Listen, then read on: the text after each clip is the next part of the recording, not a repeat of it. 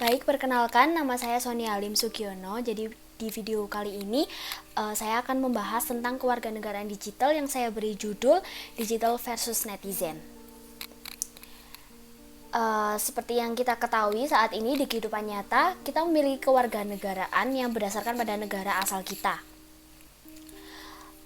Lalu bagaimana sih dengan cara dunia maya, internet atau media sosial yang kita jelajahi setiap hari? Di dunia maya kita cenderung bebas berpendapat maupun berperilaku, sehingga seringkali terjadi penyimpangan norma-norma yang berlaku. Pertama-tama saya akan mendefinisikan tentang warga digital.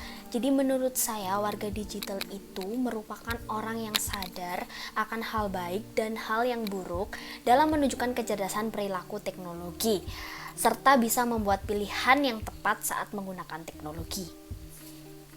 Dan yang kedua, kewarganegaraan digital. Kewarganegaraan digital itu berbeda dengan warga negara digital ya. Jadi menurut saya kewarganegaraan digital itu merupakan konsep yang dapat digunakan untuk memberikan pengetahuan mengenai penggunaan teknologi dunia maya dengan baik dan benar, atau juga dapat didefinisikan sebagai norma perilaku yang tepat dan bertanggung jawab atas penggunaan teknologi.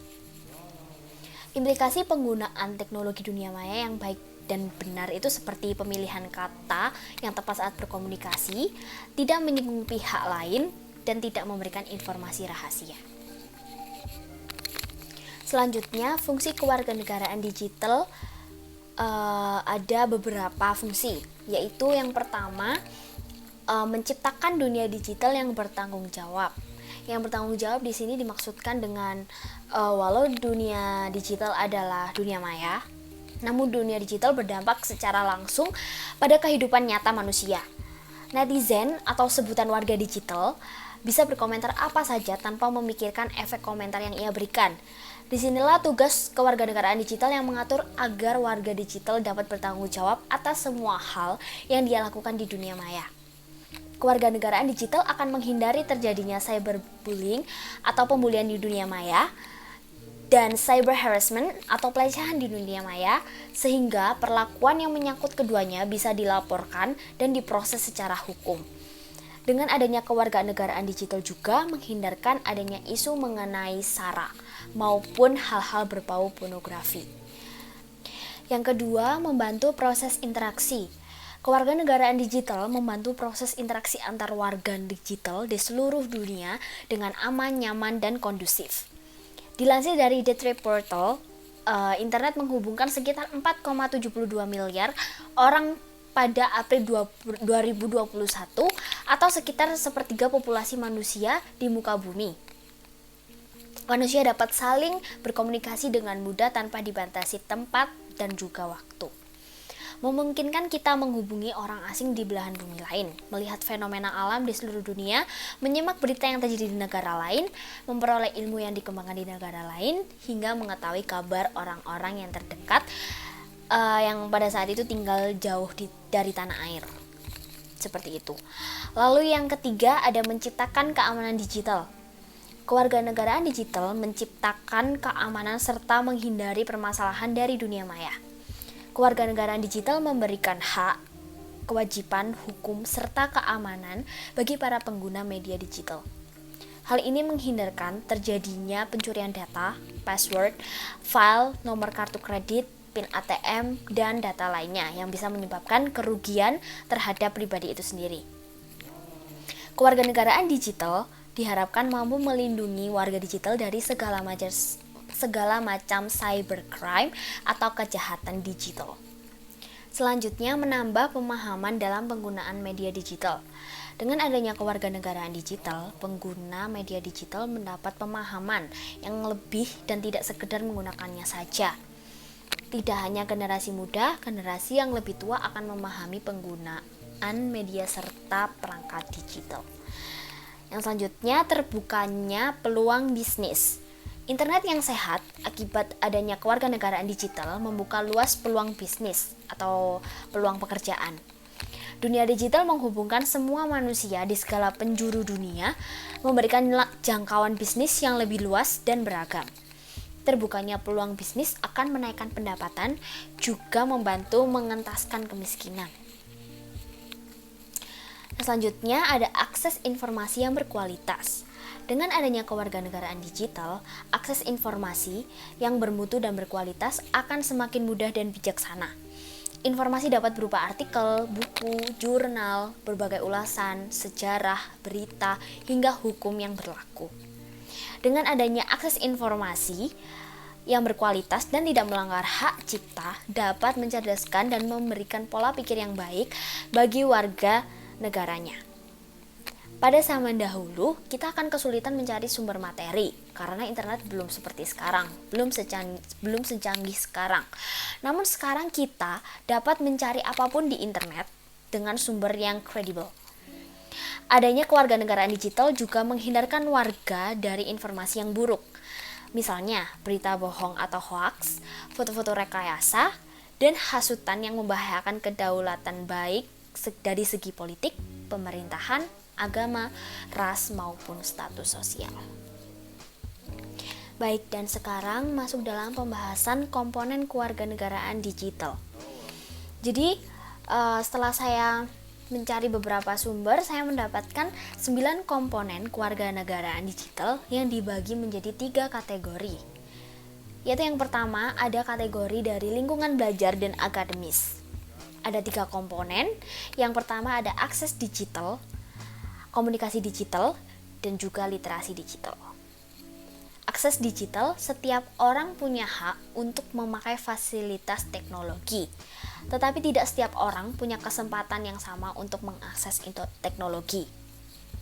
Karena dalam masyarakat dapat berbeda-beda ya perekonomiannya, jadi tidak semua orang memiliki media atau digital yang bisa mengakses internet dengan lancar dan baik seperti itu.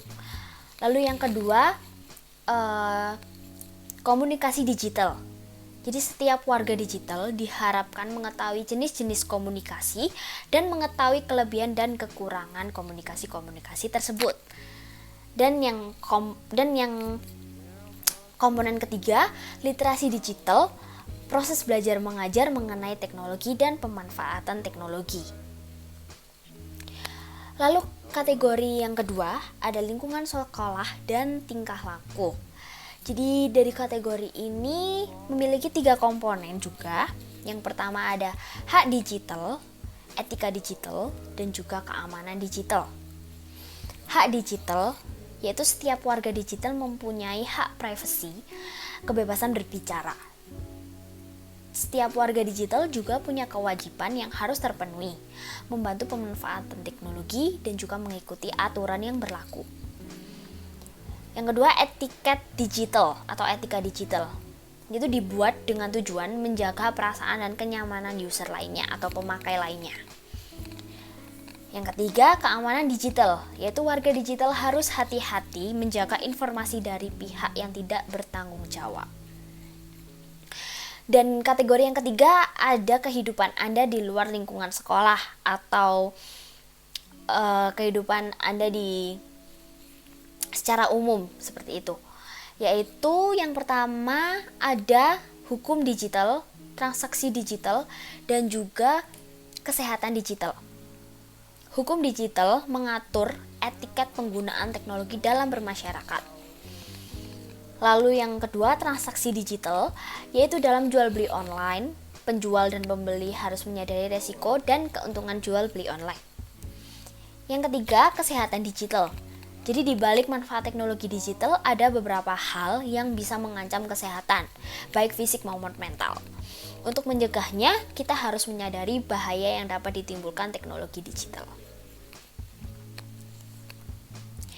Dan selanjutnya dari beberapa artikel yang saya baca, saya mendapat satu bahasan yang menunjukkan tentang peraturan tata krama terhadap digital, yaitu ada kata yaitu think, THINK, yaitu merupakan tata krama untuk menjadi kewarganegaraan digital yang baik dan yang benar. Tata krama komunikasi sinkron juga berkesinambungan dengan menggunakan konsep think sebelum kita berkomunikasi di dunia digital, baik itu email, post, Facebook, Twitter, blog, forum, Instagram, dan masih banyak lagi. Jadi think ini merupakan akronim dari yang pertama, is it true atau benarkah, yaitu benarkah postingan Anda, atau benarkah komentar Anda, atau benarkah tanggapan Anda, seperti itu, atau hanya isu yang tidak jelas sumbernya.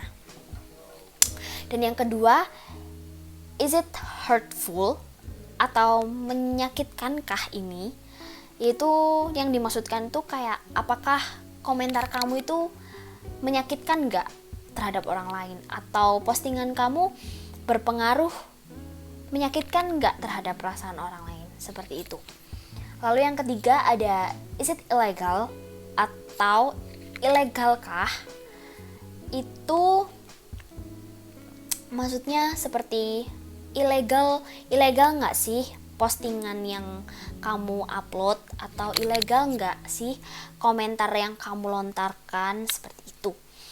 Lalu yang keempat ada is it necessary atau pentingkah. Ini seperti penting nggak sih konten ini kamu post, kamu upload, penting nggak sih akan keadaan orang lain. Maksudnya seperti kalau post atau uploadan yang sekiranya tidak penting itu kan akan mengganggu orang lain, jadi harus dipikirkan matang-matang. Jadi pentingkah nggak sih kayak kita perlu mengupload suatu konten yang tidak perlu diupload, seperti itu. Lalu yang terakhir ada is it kind, santunkah, baikkah, seperti itu. Kayak santunkah postingan Anda, jadi tidak menggunakan kata-kata yang dapat menyinggung orang lain, seperti itu. Jadi yang saya dapatkan dari beberapa sumber-sumber dan berita-berita, saya menyimpulkan bahwa ya memang tata krama netizen Indonesia ini sangatlah kurang, karena dunia pun juga mengakui bahwa Indonesia adalah negara paling tidak sopan se-Asia Tenggara dalam menggunakan media sosial, dalam berkomentar juga, seperti itu.